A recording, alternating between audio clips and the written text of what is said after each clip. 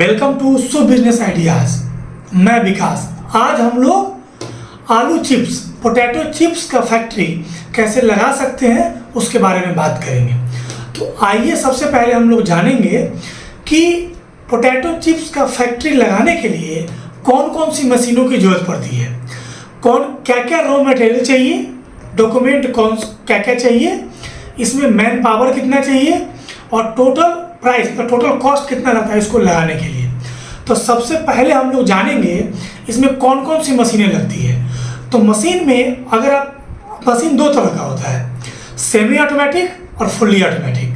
अगर हम लोग सेमी ऑटोमेटिक की बात करेंगे तो उसमें कुछ काम मशीन के द्वारा होता है और कुछ काम आदमी के द्वारा होता है, लेकिन फुल्ली ऑटोमेटिक मशीन में सभी काम मशीन के द्वारा किया जाता है। लेकिन अगर आप इस बिजनेस को नया स्टार्ट करना चाहते हैं या छोटे स्तर का स्टार्ट करना चाहते हैं तो आपको सेमी ऑटोमेटिक की तरफ जाना चाहिए। तो सेमी ऑटोमेटिक प्लांट लगाने के लिए जो इसमें मेन मशीनें हैं वो सबसे पहला है पोटैटो पीलर। मतलब पोटैटो पीलर का काम क्या है? आलू को छीलना। दूसरा जो मशीन है वो है पोटैटो स्लाइसर। पोटैटो स्लाइसर का मतलब जो हमारा आलू है उसको स्लाइस करना। तीसरा जो मेन मशीन है वो वाटर ड्रायर। जो हम पोटैटो को स्लाइस कर लेते हैं तो स्लाइस करने के बाद पोटैटो में लगभग 76% तक वाटर होता है, तो उसको हम लोग वाटर ड्रायर के द्वारा हम लोग उसको वाटर को रिमूव करते हैं। उसके बाद जो मशीन है वो है फ्रायर। फ्रायर मतलब क्या है? जो वाटर ड्राई होने के बाद जो पोटैटो का स्लाइस बचा उसको हम लोग फ्राई करते हैं, और फ्राई करने के बाद हम लोग मसाला फ्लेवर मशीन। इसमें क्या होता है कि हम लोग का जो मसाला है और फ्लेवर है उसमें हम लोग जो फ्राई किया हुआ पोटैटो है उसको हम लोग मिक्स करते हैं। उसके बाद हो गया इसमें पैकेजिंग मशीन। पैकेजिंग मशीन में क्या होता है कि इसको आपको फुल्ली ऑटोमेटिक लेने की ज़रूरत है, क्योंकि इसमें अगर आप ऑटोमेटिक नहीं लेते हैं तो सही से आपका एग्जैक्ट अमाउंट सेट नहीं हो पाता है। तो इसके लिए आपको एक पैकेजिंग मशीन अच्छा लेना होगा। अब हम लोग बात करेंगे, ये हो गया टोटल मशीन। अब हम लोग बात करेंगे कि पोटैटो चिप्स बनाने के लिए क्या क्या रॉ मटेरियल चाहिए। तो सबसे पहले इसके लिए जो मेन है वो पोटैटो है। तो पोटैटो क्या होता है कि आप जो जनरली पोटैटो होता है इसको आप पोटैटो चिप्स में यूज नहीं कर सकते हैं, ये बहुत ज़्यादा मीठा होता है। तो इसके लिए शुगर फ्री पोटैटो, अगर आपको अच्छा क्वालिटी का बनाना है तो आपको शुगर फ्री पोटैटो लाना होगा। ये आपको सभी जगह तो नहीं मिलता है, लेकिन कोलकाता में मिलता है, बंगाल में मिलता है और आपको गुजरात में मिलता है और अलग अलग जगह ये पाया जाता है। उसके बाद इसमें क्या है कि साइजिंग अच्छा होना चाहिए, बहुत ज़्यादा छोटा भी नहीं होना चाहिए और बहुत ज़्यादा बड़ा भी नहीं होना चाहिए। ये मीडियम साइज का पोटैटो होना चाहिए। दूसरा आ गया ऑयल। इसमें क्या वेजिटेबल ऑयल लगता है, जो हम लोग घर में यूज़ करते हैं वो ऑयल इसमें यूज़ नहीं होता। वेजिटेबल ऑयल बहुत महंगा भी नहीं होता है, ये 100 से 150 रुपये के बीच में ये आता है। तीसरा मसाला। इसमें क्या होता है कि मसाला और फ्लेवर ये बना बनाया मिलता है। अगर आप इस फील्ड में नए हैं तो आप बना बनाया ले लें, अगर आप पुराने होंगे तो आप अपने से बना सकते हैं, लेकिन नए में बनाने पे इसका जो कंपोजिशन होता है मसाला का और वो ख़राब हो गया तो ये टेस्ट खराब हो जाता है। और लास्ट जो होता है वो होता है सॉल्ट। तो ये मेन 5 रॉ मटेरियल है। अब हम लोग बात करेंगे कि जो हमारा पोटैटो चिप्स है, आलू चिप्स है, इसको बनाने का पूरा प्रोसेस क्या है। तो सबसे पहले हम लोग क्या करते हैं, हमारे पास पोटैटो पिलर है। इसमें हम लोग क्या करते हैं कि जो साइजिंग किया मतलब अच्छा साइज चुना हुआ जो हमारे पास शुगर फ्री पोटैटो है उसको हम लोग इकट्ठा करके और एक बैच में हम लोग पोटैटो पिलर में डालते हैं। पोटैटो पिलर में वाटर का प्रेशर आता है और वो घूमता है। उससे क्या होता है कि ये घूमने के बाद जो हमारा आलू है वो पूरी तरह से छिल जाता है और वाश हो जाता है। इसके बाद हम लोग इसको पोटैटो पिलर से नीचे से इसको हम लोग बाहर करते हैं। नेक्स्ट स्टेप में पोटैटो स्लाइसर आता है, ये अच्छी तरह से धुल जाता है।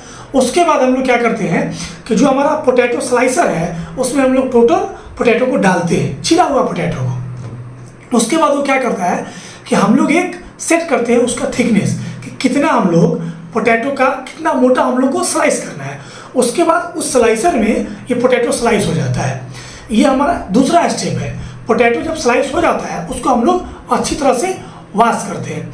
वॉश करने के बाद हमारा जो वाटर ड्रायर है इसमें हम लोग पूरा स्लाइस किया हुआ पोटैटो को डालते हैं। उसका काम क्या करता है कि जो हमारा पोटैटो कटा हुआ पोटैटो है उसको पूरी तरह से वाटर को रिमूव करता है। मतलब मैक्सिमम तो रिमूव कर ही देता है। इससे क्या होता है कि जो हमारा नेक्स्ट प्रोसेस है फ्राई का, जो ये वाटर रिमूव करने का जो प्रोसेस है, ये आप समझिए एक चीज़ से, अगर आप 10 किलो आपके पास आलू है, ये आपको कॉस्टिंग निकालने में मदद मिलेगी, तो आपको मात्र इसका चिप्स 2.4 kg ही बाहर आएगा। ये आप नहीं कि 10 kg आलू है तो 10 किलो चिप्स हो जाएगा, ऐसा नहीं है। इसमें 10 किलो में आपका जो आउटपुट है वो 2.4 से 2.5 kg ही चिप्स बनता है।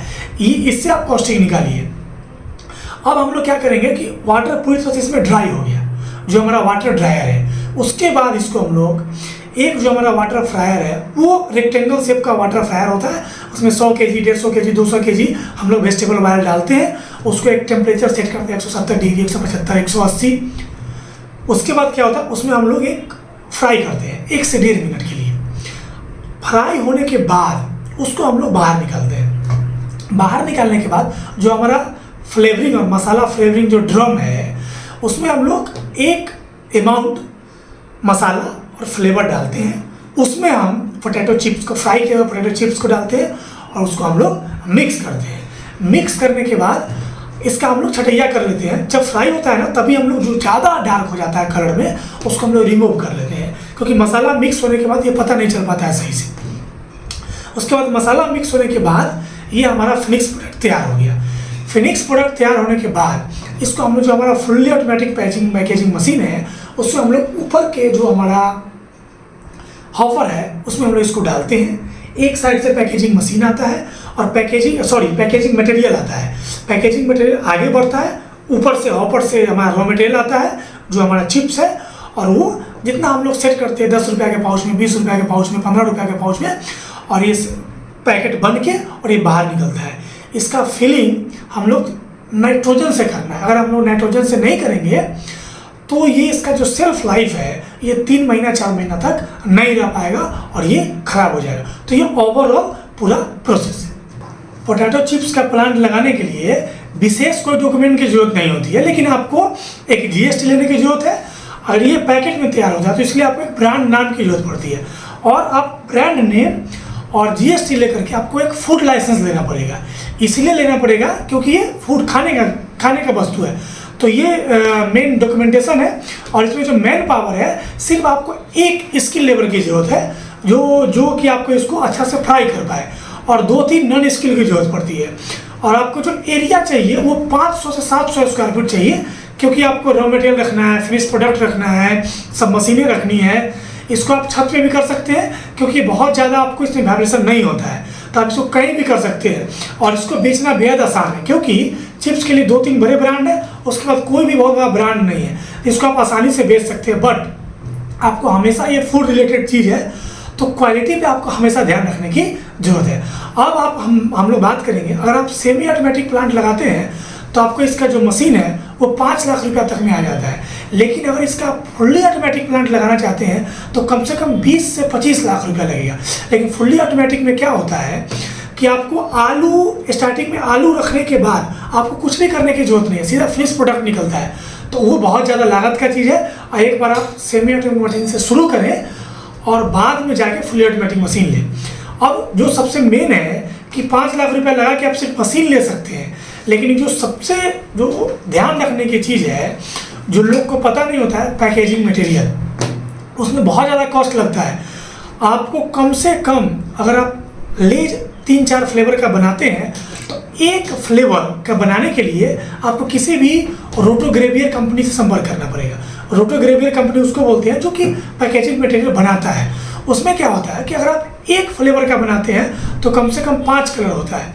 तो अगर 5 कलर होता है तो आपको 5 सिलेंडर बनाना होगा। सिलेंडर पे क्या डिज़ाइन फिक्स होता है, तो 5 कलर के लिए एक सिलेंडर का कीमत कम से कम 6,000 रुपया आता है। तो एक डिज़ाइन का, एक फ्लेवर का आपको 30,000 का केवल सिलेंडर लगता है। उसके बाद आप कम से कम 200 किलो आपको लेना पड़ेगा रॉ मटेरियल। तो अगर 200 किलो आपको लेना है तो 200 से 250 रुपये पर केजी मिलता है। तो इस हिसाब से आपको 4 से 5 लाख रुपया केवल पैकेजिंग मटेरियल में लगेगा। तो 5 लाख रुपया पैकेजिंग मटेरियल में, 5 लाख रुपया मशीन में, 1 से 2 लाख का रॉ मटेरियल। तो अगर आप 10 से 12 लाख रुपया लगाते हैं तो आप अगर इसको सही ढंग से चलाते हैं तो 1 से 1.5 लाख रुपया आप आसानी से कमा सकते हैं। अगर इसको फैक्ट्री को सेटअप करने में कोई भी तरह का आपको अगर दिक्कत होता हो तो आप व्हाट्सएप पे संपर्क कर सकते हैं। Thank you.